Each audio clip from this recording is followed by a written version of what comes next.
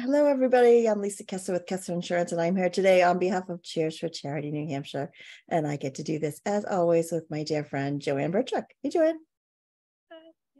Joanne Burchuck. I'm with Lighthouse Physical Therapy, and it is my honor today to introduce Lisa, who is with Families First Seacoast and Goodwin Health. So happy to have you here. And Lisa, just introduce yourself and tell us a little bit about the organization. Thank you. I'm Lisa Zhe. I am the Community Relations Coordinator. I've been here 7.5 years. I'm with Families First, and well, now it's called Greater Seacoast Community Health. I think it was 5 years ago we merged with Goodwin Community Health in Somersworth. Families First was in Portsmouth. We still are in Portsmouth, and we've been around 26 years, I think it is. We're also aligned with SOS Recovery and Stratford County Public Health Network. So, and all told, we have, in 2022, we had 275 employees. It's amazing. I mean, ever since I've moved to this area, I always hear family first, family first, family first. You guys are out there in the community and have such an outreach and touch so many people and so many lives. So kudos to you guys. You really thank you. Help make health care and opportunities available for people that may or may not already have those opportunities. And now I know in Portsmouth, you guys have the campus, and then you have a new health facility. Are they connected, or tell us a little bit about those? We moved to our new location in March of 2022. So we've been here for just over a year. And if you know, like where Margarita's is in Portsmouth or Goodwill, we're behind that. It used to be a Gold's Gym.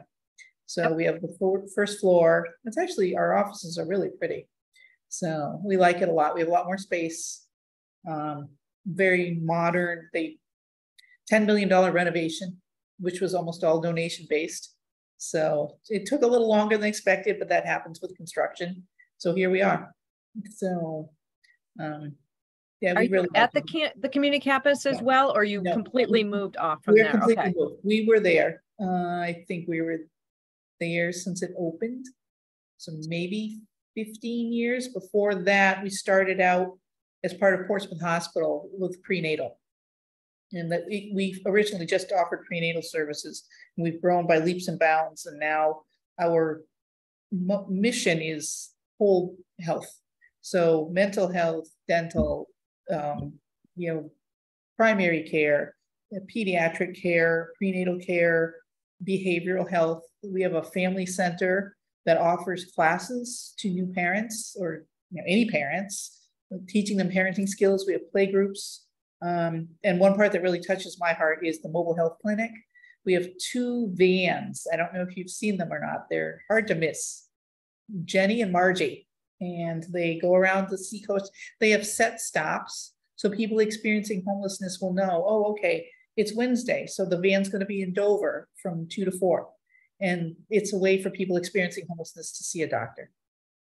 So thank you. How do they learn about Jenny and Margy and know where to find you? Outreach. And we've kept the same. We've had a few changes to the schedule, but we mostly try to keep it the same as much as we can for continuity for them. And it's funny, my colleagues will tell stories of, this person will, stand a few yards back and kind of look and not really be sure if they want to make that connection. And so my friend Lisa, her name is Lisa too, or Kareem will just open the door and walk to meet the person and be like, come on in, what can I help you with? And to kind of draw them in. The van drivers happen to be men. It's just a coincidence. And one of them is an older gentleman named Russ. And there's a few guys, especially up in Dover, who look for Russ. He's a 71-year-old man, and they've really connected with him. So that they come to the van just to talk to Russ. He doesn't do any medical care, but hey Russ, I got a job. Hey Russ, thanks to you, I've stopped drinking. Hey, and those are huge milestones for them. I love that. It's awesome. I try not to tear up when I talk about So we had 1,548 mobile health visits last year. So yeah. Is it just more like first aid kind of, or what could somebody get services for? It is first aid, but then they also can get, I believe they can get vaccinations. They can't do full physicals, and the end goal is to get them here or to get them at Goodwin. But for some of them, that's just a barrier they can't cross. They just aren't able to do that. So it's a way to, people with diabetes and other chronic conditions, there is a doctor who's on the van who will give them medications, things like that. They can get referrals if they need to see a dermatologist or a gastroenterologist or something like that, something that we don't offer. So it's trying to get them all the care they need, and mental health counseling. So we do not do counseling on the van, but a lot of our counseling is Zoom now. So if they have a cell phone, they can find a quiet area and sit and talk with their therapist. So yeah, so much has changed since COVID, right? We can definitely. We can reach out to more people in different ways than we ever were able to, and it's become a norm. So kind of breaks down those barriers. If people don't have transportation, there's another way. So transportation is huge actually for our patients. There's the coast bus, but some of them, so we have donated passes that we will give to them. The coast bus, and so they'll use that, or sometimes we'll do Ubers for them and things like that. So, but then there are some people that just prefer, like for the behavioral health, they prefer not to be in the office. So the providers are offering choice.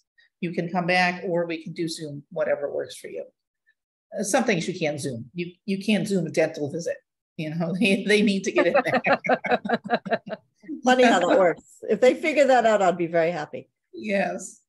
We found it challenging with physical therapy to do a lot of Zoom. It's like, goodness, yes. You know, it's you need to like see the person and see what they're doing better than yes, definitely. But it offers alternatives for people, and that's fantastic. It does, yes, yes. So so somebody that would come and use your services, what qualifies somebody to be able to go to any of your healthcare facilities? Anybody can. It's kind of a myth. A lot of people think that we only take people who are with Medicaid or experiencing homelessness or lower income, but that's not true actually. Let me get my statistic right. 45% of our patients did have Medicaid, but 38% have private insurance. And 9% are uninsured and 8% have Medicare. And our profits are based on the private insurance will pay more. And so that helps to take care of what we wouldn't quite make up with the Medicaid visits. So let's see. And 26% of our patients are actually from Rochester, but that's more Goodwin. And 14% from Dover, 10% Somersworth, and 8% Portsmouth. So, yeah, spread out a little bit. Well, Goodwin's been around for a very long time too, so they're very well established in that community. Yes, they have. Yes, and we work together. And there are some things that are here that aren't there, and there are some things that are there that aren't here. Like they don't have as much of a family center as we do here. The family center where they have the prenatal, not the prenatal, the parenting classes and the home visiting. Somebody doesn't, a first-time parent, and they're having challenges, whether, you know, the child has some kind of coding or some kind of other issue, the home visitors will go into the home and talk with the parents, give them some parenting skills and introduce them to some resources.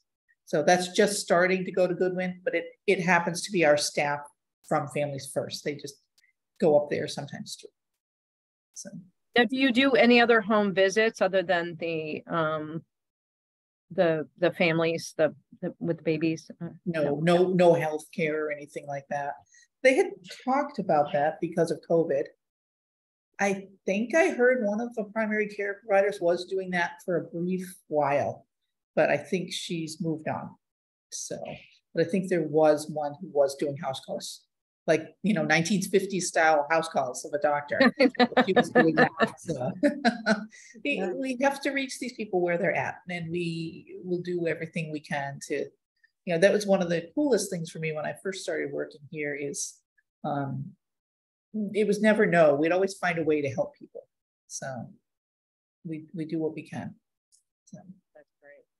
What about funding for all of these programs? Now, you did mention, you are able to get some funds from the insurance plan. So when people do have insurances, but I know there's a lot of underinsured or uninsured completely people that are in need of services, and those services are not cheap. So, money's got to come from somewhere. Exactly. Let's see, last year, our operating budget last year was 23 million. 50% of our revenue is from program services. So the people with the private insurance or things that we charge for, 38% are state and federal grants, and 11% is community support.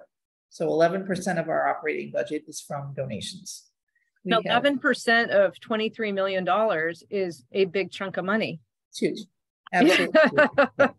Absolutely incredible. So that's not considering my supervisor, Joanne, spearheaded this whole new building.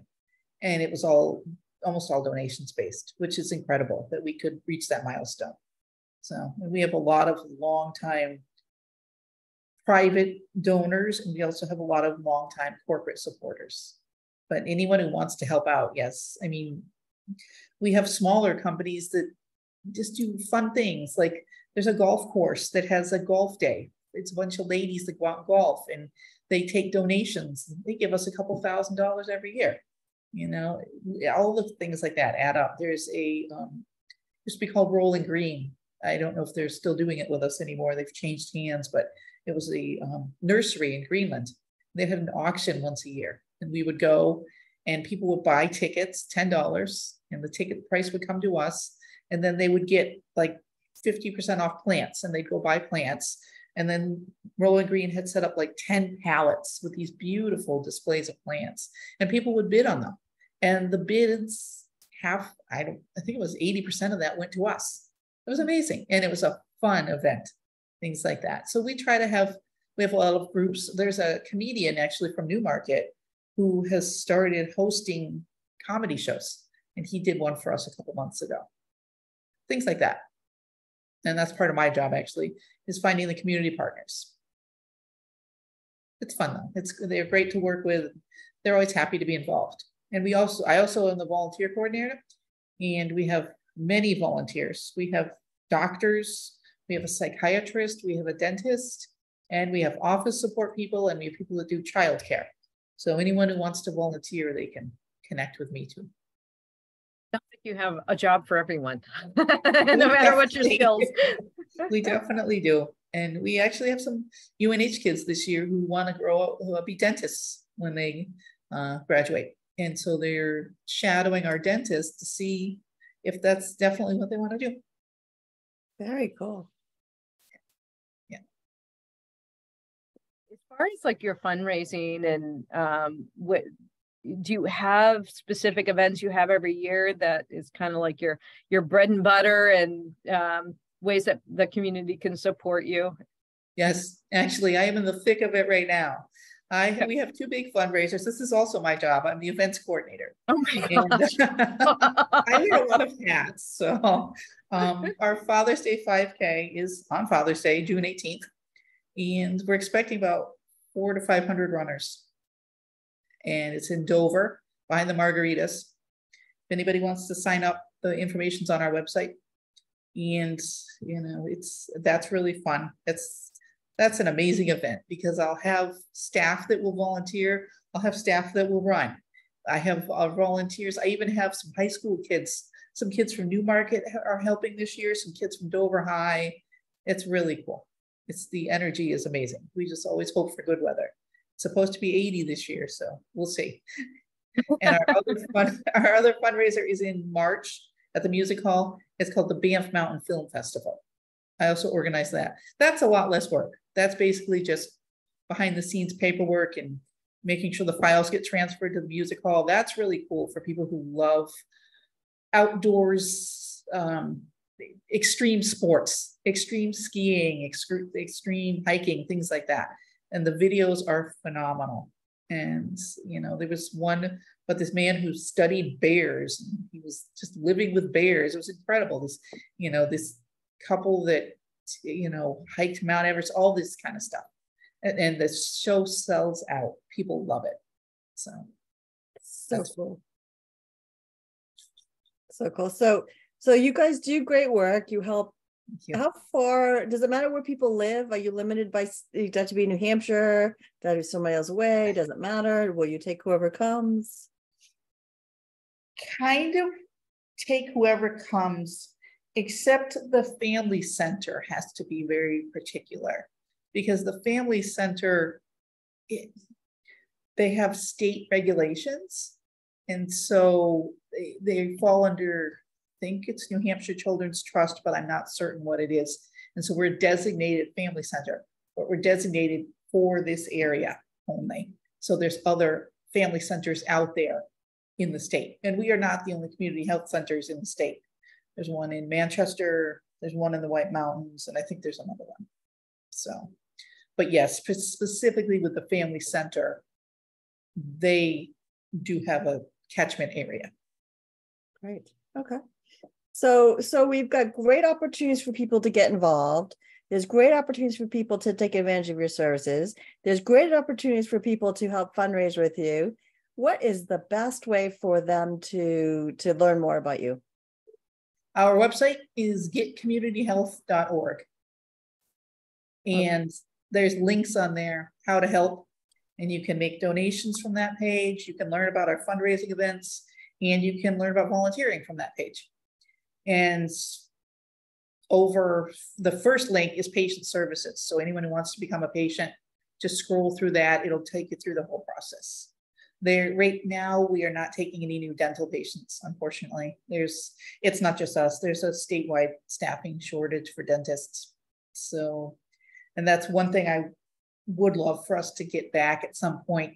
In addition to the 2 mobile health vans, we used to have a dental van at St. Vincent de Paul in Exeter, and it's been silent since right before COVID, I think. So, and we've worked with her, but we don't have anybody we can send over to run it. So, wow. Well, hopefully maybe this will get to the right person, and some magic can happen, right? Definitely. If any volunteer dental people, let me know. We would love to talk with you. So, all right, we're gonna put it out to the universe there and see who we can get to help out. Thank you. Yeah, thank you so much for your time today. We appreciate everything you do. We appreciate your organization, and we appreciate your time with us today. Thank you both, Lisa and Joanne. I've really enjoyed talking with you both. Thank you.